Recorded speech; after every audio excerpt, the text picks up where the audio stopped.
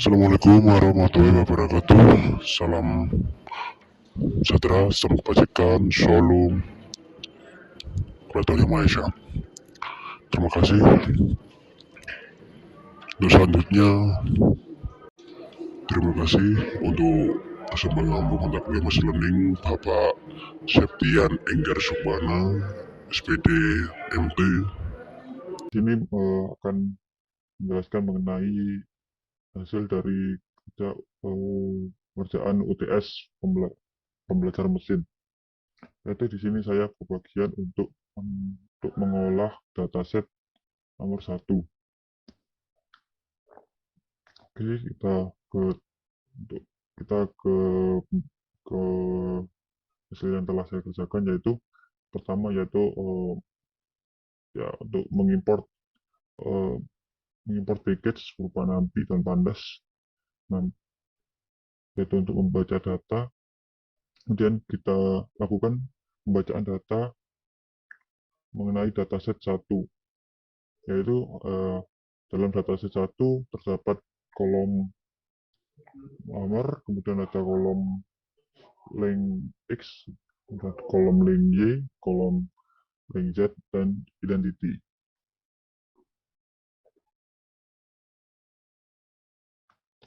Kemudian saya di sini memilih untuk penggunaan regresi. Kenapa memilih regresi? Karena melihat dari data yang ada terdapat beberapa kolom yang memiliki relasi yang saling bergantungan.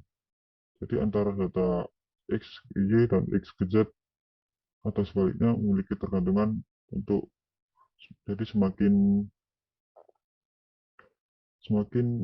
eh, rendah link X, maka semakin tinggi nilai link Z. Maka dari itu saya memilih untuk menggunakan regresi. Kemudian kita lanjut ke selanjutnya, yaitu saya lakukan untuk proses transform data untuk kolom di identity, yaitu karena data dari identity berupa string, saya transform ke bentuk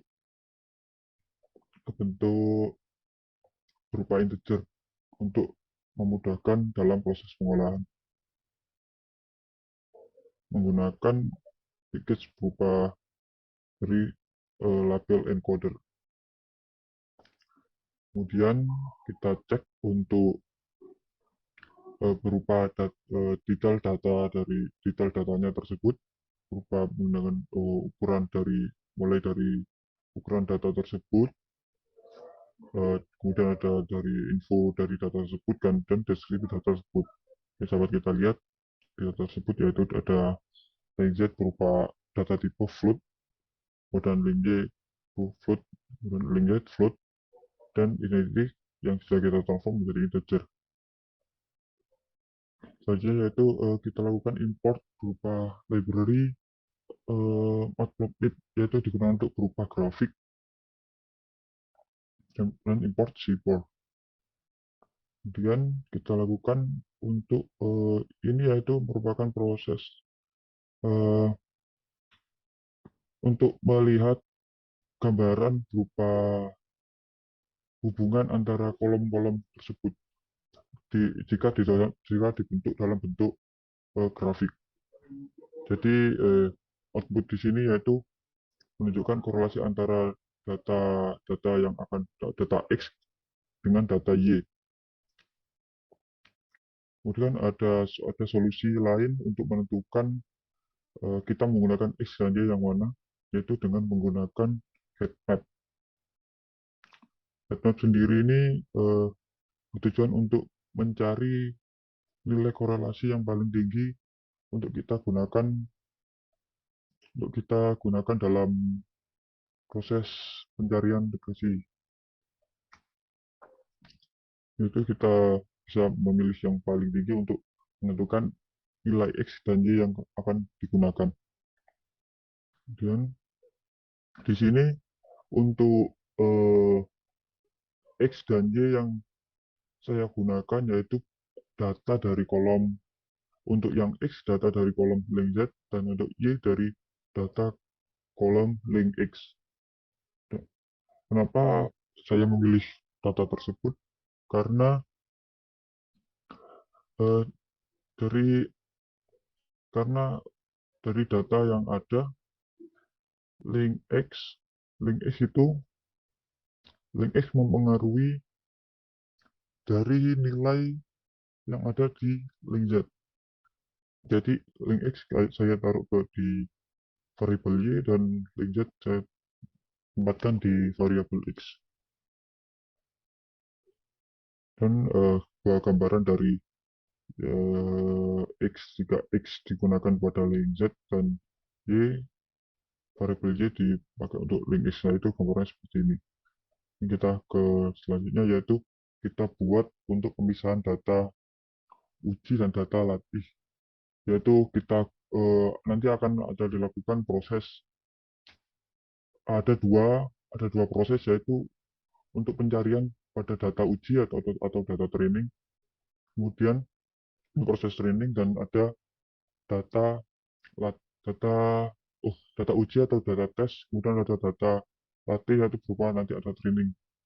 Itu kita bagi data tersebut dengan proporsi 7/3, yaitu kita X-train untuk X-train dan Y-train ini untuk proses training, kemudian ada X-test dan Y-test kita gunakan untuk proses tes, dan dihasilkan yaitu berikut hasil kumpulan dari data-data X-train dan Y-train, yaitu untuk pemrosesan dari training.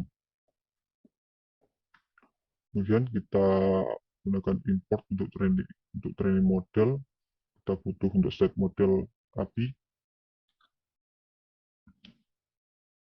itu kemudian kita proses untuk X-train-nya.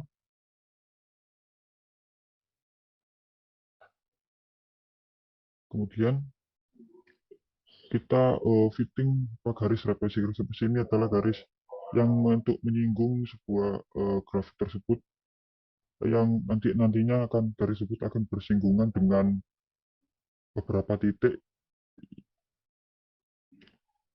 yang berregresi dengan garis tersebut. Yaitu kemudian kita dapatkan untuk proses perhitungan nantinya berupa cons 45,564483, dan link Z-nya besar min 0,483314. Kemudian kita tampilkan untuk analisis statistik dari garis regresi yang telah kita buat. Garis regresi yaitu berupa R-square-nya sebesar 0,110, nantinya akan dibandingkan dengan R-square dari proses tesnya yang dilakukan sekarang, yaitu di proses training. Nah, ini akan kita gunakan cons dan link Z-nya untuk proses perhitungan. Kemudian kita lakukan untuk visualisasi garis regresi. Pada visualisasi regresi ini kita masukkan data berupa cons yang telah tampil tadi, yang berupa untuk menampilkan garis regresi telah dilakukan perhitungan tadi menggunakan library berupa. Jadi kita tambahkan extreme 445 berupa consnya, dan ini nilai length Z-nya kali extreme. Nah, kemudian kita klik PLT to show, yaitu untuk menampilkan grafik yang telah dibuat, yaitu tampil grafik seperti berikut. Nah, ini berupa garis regresi dari extreme dan extreme, yang dari fitting garis regresi, berubah ditemukan relasi dari terdapat regresi data yang bersinggungan dengan garis regresi.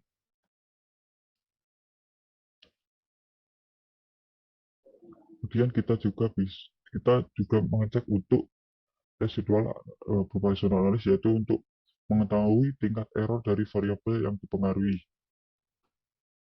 yaitu berupa variabel dari Y. Untuk mengetahuinya kita gunakan berupa news error sama dengan actual Y value min Y predicted value.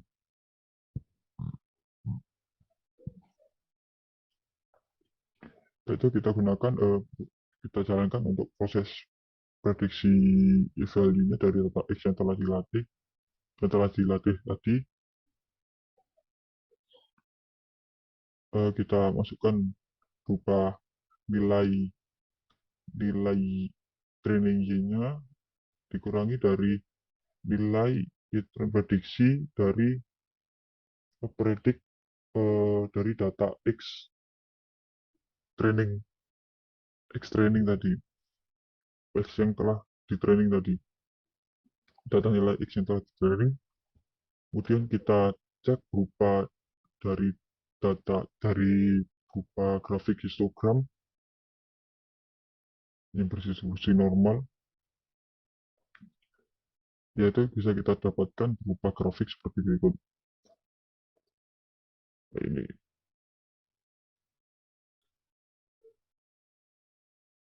yang kita tambahkan untuk ini nilai dari Y-trend,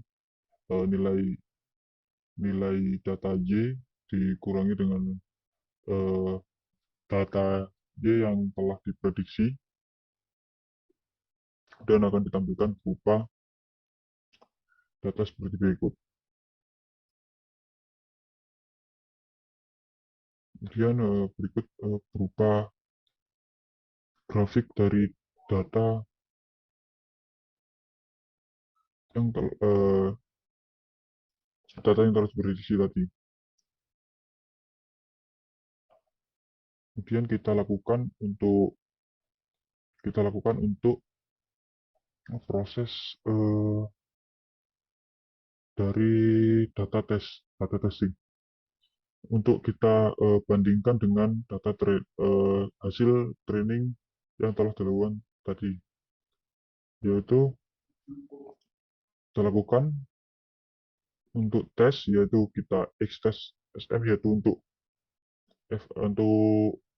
evaluasi model yaitu kita ambil dari data X-test-nya, X-test yang telah dibagi tadi, X-test dan X-training.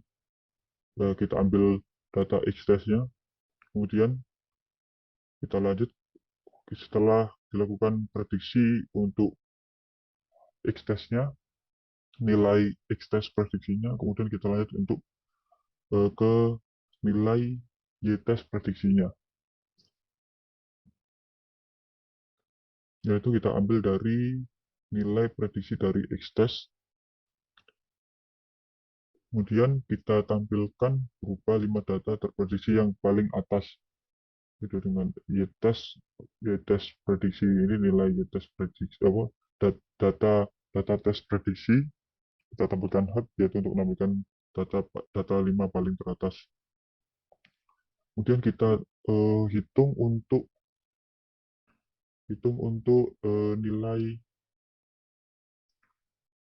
R-square-nya. Nilai R-square-nya ini untuk kita bandingkan dengan data nilai R-square pada training yang dilakukan sebelumnya, yaitu untuk membandingkan antara R-square data training dengan R-square dari data testing. Yaitu kita dapatkan untuk R-square dari data testing yaitu sebesar 0,208, yaitu ya yang dari nilai R-square sebelumnya, yaitu pada data training, yaitu sebesar 0,110, dan untuk data R-square pada data testing ini didapatkan sebesar 0,209. Nah, ini bisa kita simpulkan, ini berarti model yang dibentuk cukup stabil, tidak berselisih jauh antara training dengan testing. Kemudian kita tampilkan untuk visualisasi data berupa grafik dari eh, perhitungan perhitungan data testing.